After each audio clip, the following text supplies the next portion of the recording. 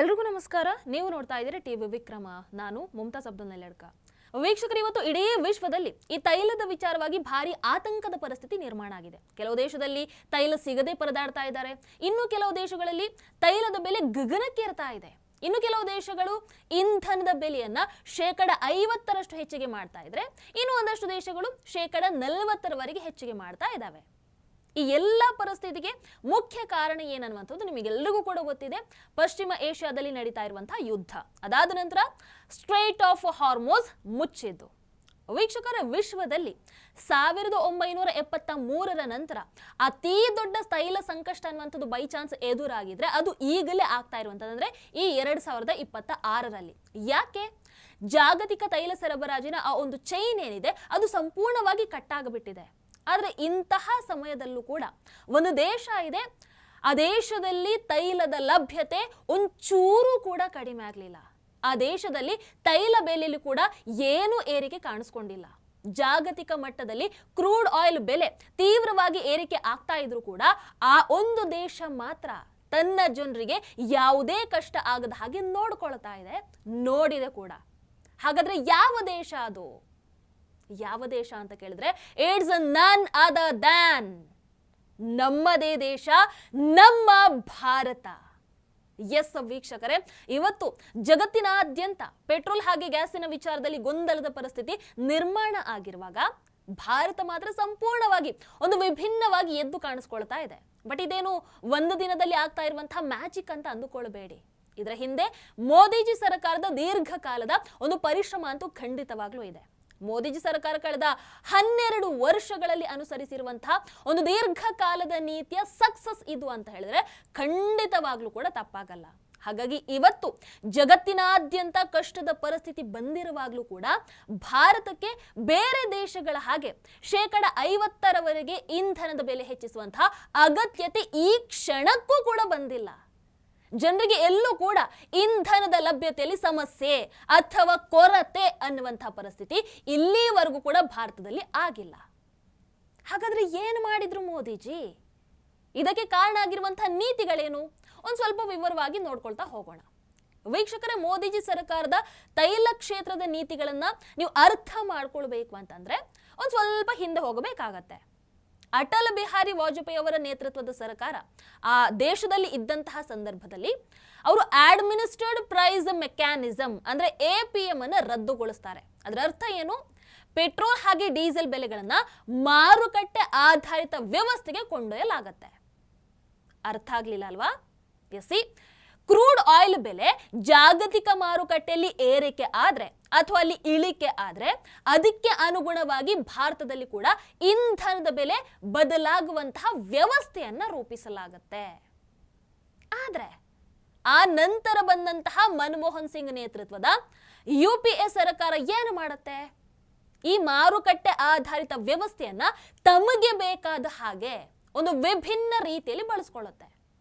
ಅವತ್ತು ಕಾಂಗ್ರೆಸ್ ಸರ್ಕಾರ ಇದ್ದಾಗ ಕ್ರೂಡ್ ಆಯಿಲ್ ಬೆಲೆ ಜಾಸ್ತಿ ಆಗ್ತಾ ಇದ್ವು. ಆಯಿಲ್ ಮಾರ್ಕೆಟಿಂಗ್ ಕಂಪನಿಗಳು ಪೆಟ್ರೋಲ್ ಹಾಗೆ ಡೀಸೆಲ್ ಬೆಲೆ ಹೆಚ್ಚಿಗೆ ಮಾಡೋದಕ್ಕೆ ನೋಡ್ತಾ ಇದ್ವು. ಆದ್ರೆ ಇಲ್ಲಿ ಜನರನ್ನ ಮ್ಯಾನೇಜ್ ಮಾಡ್ಬೇಕಲ್ವಾ? ಜನರ ಅಸಮಾಧಾನವನ್ನ ಅಥವಾ ಅವರ ಕೋಪವನ್ನ ಅದರಿಂದ ತಪ್ಪಿಸ್ಕೊಳ್ಳೋದಕ್ಕೆ ಕಾಂಗ್ರೆಸ್ ಸರ್ಕಾರ ಏನ್ ಮಾಡುತ್ತೆ? ಪೆಟ್ರೋಲ್ ಡೀಸೆಲ್ ಬೆಲೆಯನ್ನ ಹೆಚ್ಚಿಸೋದಕ್ಕೆ ಇಷ್ಟಪಡಲಿಲ್ಲ. ಮತ್ತೊಂದು ಕಡೆ ಹೆಚ್ಚಿನ ಸಬ್ಸಿಡಿಯನ್ನ ಕೊಟ್ರೆ ಮತ್ತೆ ಫಿಸ್ಕಲ್ ಡೆಫಿಸಿಟ್ ಹೆಚ್ಚಾಗುವಂತ ಸಾಧ್ಯತೆ ಇತ್ತು. ಆ ಸಮಯದಲ್ಲಿ ಕಾಂಗ್ರೆಸ್ ಸರ್ಕಾರ ಒಂದು ಮಾರ್ಗವನ್ನ ಹುಟ್ಟುಹಾಕೊಳ್ಳುತ್ತೆ. That is oil bonds. Oil bonds ಅಂದ್ರೆ ಏನು? ಈ ಹಿಂದೆ ಒಂದು ಕಾರ್ಯಕ್ರಮದಲ್ಲಿ ವಿಸ್ತಾರವಾಗಿ ಇದರ ಬಗ್ಗೆ ಮಾತಾಡಿದ್ದೆ. ಓಕೆ, ಈಗಲೂ ಹೇಳ್ತೀನಿ.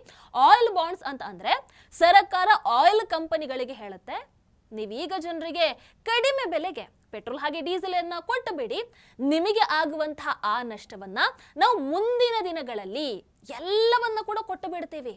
ಅಂದ್ರೆ ಒಂದು ರೀತಿಯಲ್ಲಿ ಕ್ರೆಡಿಟ್ ಕಾರ್ಡ್ ವ್ಯವಸ್ಥೆ ಹಾಗೆ ಆಯಿಲ್ ಮಾರುಕಟ್ಟೆಯಲ್ಲಿ ಈ ಹಣವನ್ನ ಆಮೇಲೆ ನಿಮಗೆ ಕೊಡ್ತೀನಿ ಆಯ್ತಾ, ಬಡ್ಡಿ ಸಮೇತ ತೀರಿಸ್ತೀವಿ ಆಯ್ತಾ ಅಂತ ಮುಂದಕ್ಕೆ ತಳ್ತಾ ಹೋಗುವಂಥದ್ದು. ಆದ್ರೆ ಇದನ್ನ ಅಂದ್ರೆ ಈ ವ್ಯವಸ್ಥೆಯನ್ನ ಯಾವಾಗಾದ್ರೂ ಒಂದು ಬಾರಿ ಬಳಕೆ ಮಾಡಿದ್ರೆ ಓಕೆ, ಏನು ಸಮಸ್ಯೆ ಆಗ್ತಾ ಇರ್ಲಿಲ್ವೋ ಏನೋ. ಆದ್ರೆ ಕಾಂಗ್ರೆಸ್ ಸರ್ಕಾರ ಈ ಒಂದು ವ್ಯವಸ್ಥೆಯನ್ನ ವರ್ಷಗಳ ಕಾಲ ಬಳಕೆ ಮಾಡುತ್ತೆ. ಇದರ ಪರಿಣಾಮ ಏನಾಯ್ತು? ಸುಮಾರು 1,34,000 ಕೋಟಿ ರೂಪಾಯಿ ಮೌಲ್ಯದ ಆಯಿಲ್ ಬಾಂಡ್ಸ್ ಅನ್ನು ಹೊರಡಿಸಲಾಗುತ್ತೆ. ಕೊನೆಗೆ ಇನ್ನಷ್ಟು ಬಾಂಡ್ಸ್ ನೀಡೋದಕ್ಕೆ ಸಾಧ್ಯ ಆಗದೆ ಸರ್ಕಾರ ಸಬ್ಸಿಡಿಗಳನ್ನ ಕಡಿಮೆ ಮಾಡಿ ಇಂಧನದ ಬೆಲೆಯನ್ನ ಜಾಸ್ತಿ ಮಾಡಬೇಕಾಯಿತು. ಆಗ್ಲೇ ಮನಮೋಹನ್ ಸಿಂಗ್ ಒಂದು ಭಯಂಕರವಾದಂತಹ ಡೈಲಾಗ್ ಅನ್ನು ಹೊಡೆದಿತ್ತು. ಏನು? ಹಣ ಏನು ಮರದಲ್ಲಿ ಬೆಳೆಯುತ್ತಾ? ಹೇಳ್ಬೇಕಿತ್ತು ಅದನ್ನ, ಕಾಂಗ್ರೆಸ್ ಸರ್ಕಾರನೇ ಹೇಳ್ಬೇಕಿತ್ತು ನಮ್ಮ ಹತ್ರ ಕೇಳಿದ್ರೆ. ಆಮೇಲೆ ಏನಾಯ್ತು? ಈ ಎಲ್ಲ ಸಾಲವನ್ನ ಮುಂದಿನ ಸರ್ಕಾರದ ತಲೆ ಮೇಲೆ ಹಾಕಿ 2014ರಲ್ಲಿ UPA ಸರ್ಕಾರ ಅಧಿಕಾರದಿಂದ ಹೊರಗೆ ನಡೆಯುತ್ತೆ. ಈ ಸಾಲವನ್ನ ತೀರಿಸುವಂತಹ ಜವಾಬ್ದಾರಿ ಆಮೇಲೆ ಬಂದಂತಹ ಮೋದಿಜಿ ಸರ್ಕಾರದ ಮೇಲೆ ಬೀಳುತ್ತೆ. ಅದರ ಪರಿಣಾಮ ದಿನೇ ದಿನೇ ಅಲ್ಲಿ ಬಡ್ಡಿ ಕೂಡ ಸೇರ್ತಾನೆ ಹೋಗ್ತಾ ಇತ್ತು.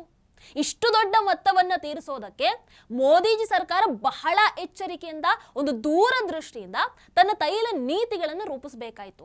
ಯಾಕಂದ್ರೆ ಒಂದು ಕಡೆ ಇಂಧನದ ಬೆಲೆಗಳನ್ನ ಕೂಡ ನಿಯಂತ್ರಿಸ್ತಾ ಹೋಗ್ಬೇಕು, ಇಲ್ಲಾಂದ್ರೆ ಜನ ಕೋಪಗೊಳ್ತಾರೆ. ಮತ್ತೊಂದು ಕಡೆ ಹಿಂದಿನ ಸರ್ಕಾರ ಬಿಟ್ಟಿದ್ರಲ್ವಾ ಕಾಂಗ್ರೆಸ್ ಸರ್ಕಾರ, ಆ ಸಾಲವನ್ನು ಕೂಡ ತೀರಿಸಬೇಕಾಗಿತ್ತು. ಅದೇನು 1-2 ರೂಪಾಯಿ ಆದ್ರೂ ಓಕೆ, ಕೋಟಿ ಕೋಟಿ ಹಣ ಅಲ್ವಾ. ಕೊನೆಗೆ ಹಲವಾರು ವರ್ಷಗಳ ನಂತರ ಭಾರತ ಈ ಎಲ್ಲ ಸಾಲವನ್ನ ಸಂಪೂರ್ಣವಾಗಿ ತೀರಿಸುತ್ತೆ, ಬಡ್ಡಿ ಸಮೇತ ಎಲ್ಲ ಸೇರಿ. ಭಾರತ ಮೋದಿಜಿ ಸರ್ಕಾರ ಕಾಂಗ್ರೆಸ್ ಮಾಡಿದಂತಹ ಸಾಲವನ್ನ ಸುಮಾರು 3 ಲಕ್ಷ ಕೋಟಿ ರೂಪಾಯಿಗಿಂತ ಹೆಚ್ಚು ಸಾಲವನ್ನ ಆಯಿಲ್ ಕಂಪನಿಗಳಿಗೆ ಪಾವತಿಸಬೇಕಾಯಿತು, ಪಾವತಿ ಮಾಡ್ತು.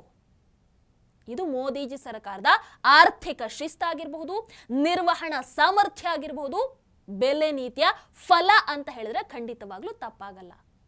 ಇದರಿಂದ ಭಾರತ ಇವತ್ತು ಆ ಒಂದು ದೊಡ್ಡ ಸಾಲದ ಭಾರದಿಂದ ಹೊರಗೆ ಬಂದಿದೆ. ವೀಕ್ಷಕರೀಗ ಈ ತೈಲ ಬೆಲೆ ನೀತಿಯ ಬಗ್ಗೆ ಮಾತನಾಡೋದಾದ್ರೆ, ಜಾಗತಿಕ ಮಾರುಕಟ್ಟೆಯಲ್ಲಿ ಕ್ರೂಡ್ ಆಯಿಲ್ ಬೆಲೆ ಯಾವಾಗ್ಲೂ ಜಾಸ್ತಿ ಆಗ್ತಾ ಇರುತ್ತೆ. ಅದರ ಪರಿಣಾಮ ಏನಾಗುತ್ತೆ? ಇಲ್ಲಿ ಪೆಟ್ರೋಲ್ ಡೀಸೆಲ್ ಬೆಲೆಯಲ್ಲೂ ಕೂಡ ಅವಾಗವಾಗ ಅದಕ್ಕೆ ತಕ್ಕ ಹಾಗೆ ಬದಲಾವಣೆಗಳಾಗ್ತಾ ಹೋಗುತ್ತೆ. ಆದ್ರೆ ಕೆಲವೊಮ್ಮೆ ದೊಡ್ಡ ಜಾಗತಿಕ ಘಟನೆಗಳು ನಡೆಯುವಾಗ ಕ್ರೂಡ್ ಆಯಿಲ್ ಬೆಲೆ ಏಕಾಏಕಿ ತುಂಬಾ ಜಾಸ್ತಿ ಆಗಿಬಿಡುತ್ತೆ. ಫಾರ್ ಎಕ್ಸಾಂಪಲ್ ನಾವು ತಗೊಳ್ಳೋದಾದ್ರೆ ರಷ್ಯಾ ಯುಕ್ರೇನ್ ವಾರ ಆಗಿರಬಹುದು, ಇನ್ನು ಕೋವಿಡ್ ಮಹಾಮಾರಿ ಅಂತ ಆ ಸಂದರ್ಭಗಳಲ್ಲಿ ಆಗಿರಬಹುದು, ಅಂಡ್ ಈಗ ನಡೀತಾ ಇರುವಂತಹ ಇಸ್ರೇಲ್ ಇರಾನ್ ಯುದ್ಧ ಆಗಿರಬಹುದು. ಇಂತಹ ಸಂದರ್ಭದಲ್ಲಿ ಅನೇಕ ದೇಶಗಳು ತಮ್ಮ ದೇಶದಲ್ಲಿ ಇಂಧನದ ಬೆಲೆಯನ್ನ 40% ಹೆಚ್ಚಿಗೆ ಮಾಡ್ತಾ ಹೋಗುತ್ತೆ.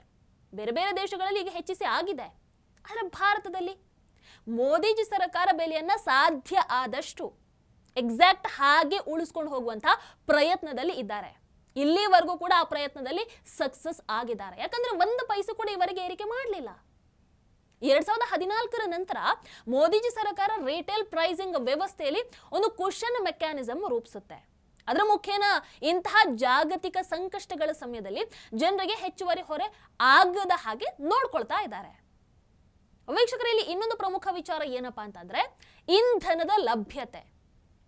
ಮೋದಿಜಿ ಸರ್ಕಾರ ದೇಶದಲ್ಲಿ ಎಲ್ಲ ಕಡೆ ಪೆಟ್ರೋಲ್ ಆಗಿರಬಹುದು, ಡೀಸೆಲ್ ಆಗಿರಬಹುದು, LPG ಆಗಿರಬಹುದು, ಇವುಗಳ ಸರಬರಾಜಲ್ಲಿ ಯಾವುದೇ ವ್ಯತ್ಯಯ ಆಗದ ಹಾಗೆ ನಿರಂತರವಾಗಿ ಸಿಗೋ ಹಾಗೆ ನೋಡ್ಕೊಳ್ತಾ ಇದೆ. ಹೇಗೆ? ಇರಾನ್ ಯುದ್ಧ ಆರಂಭ ಆದ ನಂತರ ನಮ್ಮ ದೇಶದಲ್ಲಿರುವಂತಹ ಅತ್ಯಂತ ಕೆಟ್ಟ ವರ್ಸ್ಟ್ ವಿರೋಧ ಪಕ್ಷ ಏನು ಮಾಡುತ್ತೆ? ಪೆಟ್ರೋಲ್ ಆಗಿರಬಹುದು, ಡೀಸೆಲ್ ಆಗಿರಬಹುದು, ಗ್ಯಾಸ್ ಆಗಿರಬಹುದು, ಇವುಗಳ ಕೊರತೆ ಉಂಟಾಗುತ್ತೆ ಅನ್ನುವಂಥ ಒಂದು ಪ್ಯಾನಿಕ್ ಸೃಷ್ಟಿ ಮಾಡೋದಕ್ಕೆ ಪ್ರಯತ್ನ ಮಾಡ್ತಾರೆ. ಆದರೆ ವಾಸ್ತವದಲ್ಲಿ ದೇಶದಲ್ಲಿ ಯಾವುದೇ ಕೊರತೆ ಈವರೆಗೂ ಕೂಡ, ಈ ಕ್ಷಣಕ್ಕೂ ಕೂಡ ಕಂಡು ಬಂದಿಲ್ಲ, ಎಕ್ಸೆಪ್ಟ್ ಕಮರ್ಷಿಯಲ್ LPG, ಗೊತ್ತಿರುವಂತಹ ವಿಚಾರ. ಇದಕ್ಕೆ ಕಾರಣ ಏನು? ಮೋದಿಜಿ ಸರ್ಕಾರದ ದೂರದೃಷ್ಟಿ. ಕಳೆದ ಕೆಲವು ವರ್ಷಗಳಲ್ಲಿ ಭಾರತದ ವಿದೇಶಾಂಗ ಸಚಿವರಾದಂತಹ S ಜಯಶಂಕರ್ ಆಗಿರಬಹುದು, ಅವರ ಇಡೀ ತಂಡ ವಿಶ್ವದ ಬೇರೆ ಬೇರೆ ದೇಶಗಳ ಜೊತೆಗೆ ಉತ್ತಮ ತೈಲ ಒಪ್ಪಂದಗಳನ್ನು ಮಾಡ್ಕೊಳ್ತಾ ಇದೆ. For example Russia. ಒಂದು ಕಾಲದಲ್ಲಿ ಭಾರತ ರಷ್ಯಾದಿಂದ ಲಿಮಿಟೆಡ್ ಪ್ರಮಾಣದಲ್ಲಿ ಮಾತ್ರ ತೈಲವನ್ನು ಖರೀದಿ ಮಾಡ್ತಾ ಇತ್ತು. ಆದ್ರೆ ಇವತ್ತು ಭಾರತಕ್ಕೆ ದಿನಕ್ಕೆ 2 ಮಿಲಿಯನ್ ಬ್ಯಾರಲ್ಗಿಂತ ಜಾಸ್ತಿ ತೈಲ ರಷ್ಯಾದಿಂದ ಮಾತ್ರ ಬರ್ತಾ ಇದೆ, just from Russia. European union ಹಾಗೆ ಅಮೆರಿಕ ಭಾರತಕ್ಕೆ ನೀವು ರಷ್ಯಾದಿಂದ ತೈಲ ಖರೀದಿ ಮಾಡಲೇಬಾರದು ಅಂತ ಒತ್ತಡವನ್ನ ಹೇರಿದ್ರು. ಆದ್ರೆ ಭಾರತ ತನ್ನ ನಿಲುವು ಏನು ಅನ್ನುವಂಥದ್ದನ್ನ ಸ್ಪಷ್ಟಪಡಿಸ್ತು. ನಮಗೆ ಭಾರತದ ಜನರಿಗೆ ಏನು ಒಳ್ಳೆಯದಾಗುತ್ತೋ ನಾವು ಅದನ್ನೇ ಮಾಡೋದು, ಅಂಡ್ ಆ ನಿಲುವಿಗೆ ಬದ್ಧರಾಗಿದ್ದಾರೆ ಈ ಕ್ಷಣಕ್ಕೂ ಕೂಡ.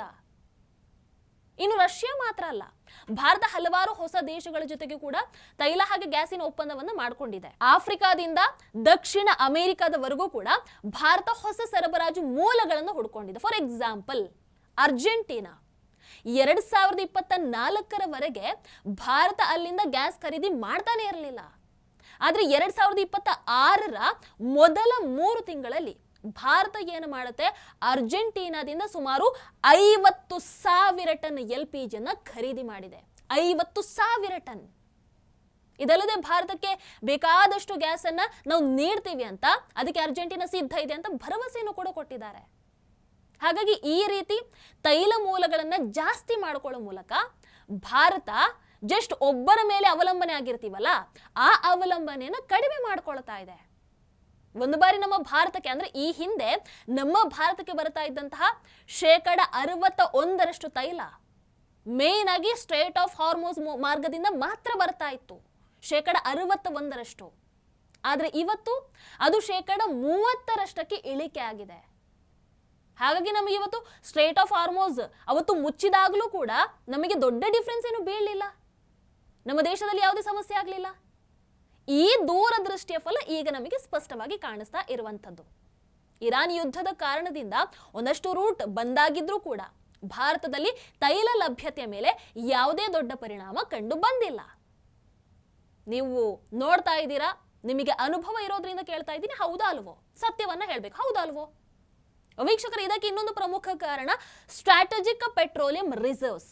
ಈ ಸಂಗ್ರಹಣೆಯ ಮೂಲಕ ಭಾರತಕ್ಕೆ ಈಗ ಮತ್ತೆ ಸುಮಾರು 74 ದಿನಗಳ ತೈಲದ ಅವೈಲಬಿಲಿಟಿ ಇದೆ ಅಂತ ಹೇಳಲಾಗ್ತಾ ಇದೆ. ಅಂದ್ರೆ ತುರ್ತು ಪರಿಸ್ಥಿತಿಯಲ್ಲಿ ಈ ಸಂಗ್ರಹವನ್ನ ಬಳಸಿಕೊಂಡು ದೇಶದಲ್ಲಿ ಇಂಧನ ಸರಬರಾಜನ್ನ ನಿರಂತರವಾಗಿ ಇಟ್ಕೊಳ್ಬಹುದು. ಇದರ ಜೊತೆಗೆ ನಮ್ಮ ದೇಶದಲ್ಲಿ ಇನ್ನೂ 5 ಹೊಸ ತೈಲ ರಿಫೈನರಿಗಳು ನಿರ್ಮಾಣ ಆಗ್ತಾ ಇದೆ, ಆ ನಿರ್ಮಾಣ ಹಂತದಲ್ಲಿದೆ. ಇನ್ನೂ ಕೂಡ 5 ಪ್ರಸ್ತಾವನೆ ಆಗಿದೆ. ಸೊ ಈ ಎಲ್ಲ ರಿಫೈನರಿಗಳ ನಿರ್ಮಾಣ ಆದ ನಂತರ ದೇಶದ ತೈಲ ಶುದ್ಧೀಕರಣ ಸಾಮರ್ಥ್ಯ ಇನ್ನಷ್ಟು ಹೆಚ್ಚಾಗುವಂತ ಸಾಧ್ಯತೆ ಇದೆ. ಹಾಗಾಗಿ ವೀಕ್ಷಕರೇ, ನೀವು ನೋಡಿದ ಹಾಗೆ ಮೋದಿಜಿ ಸರ್ಕಾರದ ನೀತಿಗಳಾಗಿರಬಹುದು, ದೂರದೃಷ್ಟಿ ಆಗಿರಬಹುದು, ಕಾಂಗ್ರೆಸ್ಸಿನ ಹಾಗೆ ದುರಾಲೋಚನೆ ಅಲ್ಲ, ಮೋದಿಜಿ ಸರ್ಕಾರದ ದೂರದೃಷ್ಟಿ ನಮ್ಮ ಭಾರತವನ್ನ ಒಂದು ಕಡೆ ಕಾಂಗ್ರೆಸ್ನ ಕರ್ಮಕಾಂಡದ ಫಲ, ಹಳೆಯ ಆ ಲಕ್ಷಾಂತರ ಕೋಟಿ ರೂಪಾಯಿಯ ಆಯಿಲ್ ಬಾಂಡ್ ಸಾಲದಿಂದ ಭಾರತವನ್ನ ಮುಕ್ತಗೊಳಿಸಿದ್ದಾರೆ. ಮತ್ತೊಂದು ಕಡೆ ಜಾಗತಿಕ ಸಂಕಷ್ಟಗಳ ಮಧ್ಯದಲ್ಲೂ ಕೂಡ ದೇಶದ ಜನತೆಗೆ ಅಗತ್ಯವಾಗಿ ಬೇಕಾಗಿರುವಂತಹ ಇಂಧನವನ್ನ ಅದೇ ಸೇಮ್ ರೇಟಲ್ಲಿ ಲಭ್ಯ ಆಗೋ ಹಾಗೆ ಮಾಡ್ತಾ ಇದ್ದಾರೆ.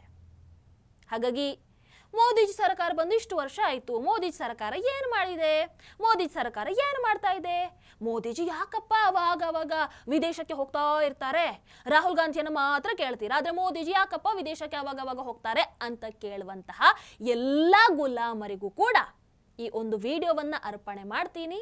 ಹಾಗೆ ಅವ್ರಿಗೆಲ್ಲರಿಗೂ ಕೂಡ ಈ ವಿಡಿಯೋವನ್ನ ಶೇರ್ ಮಾಡಿ ಅಂತ ಹೇಳ್ತಾ, ಈ ವಿಚಾರದ ಬಗ್ಗೆ ನಿಮ್ಮ ಅಭಿಪ್ರಾಯನೂ ದಯವಿಟ್ಟು ಕಮೆಂಟ್ ಮಾಡಿ ತಿಳಿಸಿ. ಜೈ ಹಿಂದ್. ಟಿವಿ ವಿಕ್ರಮ, ದೇಶ ನಿಮ್ಮ ಕೈಯಲ್ಲಿ. ಈ ಕಾರ್ಯಕ್ರಮ ನಿಮಗೆ ಇಷ್ಟ ಆಗಿದ್ದಲ್ಲಿ ಲೈಕ್, ಶೇರ್ ಹಾಗೂ ಕಮೆಂಟ್ ಮಾಡಿ. ಟಿವಿ ವಿಕ್ರಮದ ಕಾರ್ಯಕ್ರಮಗಳನ್ನು ನಿರಂತರವಾಗಿ ವೀಕ್ಷಿಸಲು ಸಬ್ಸ್ಕ್ರೈಬ್ ಮಾಡಿ, ಬೆಲ್ ಐಕನ್ ಒತ್ತಿ.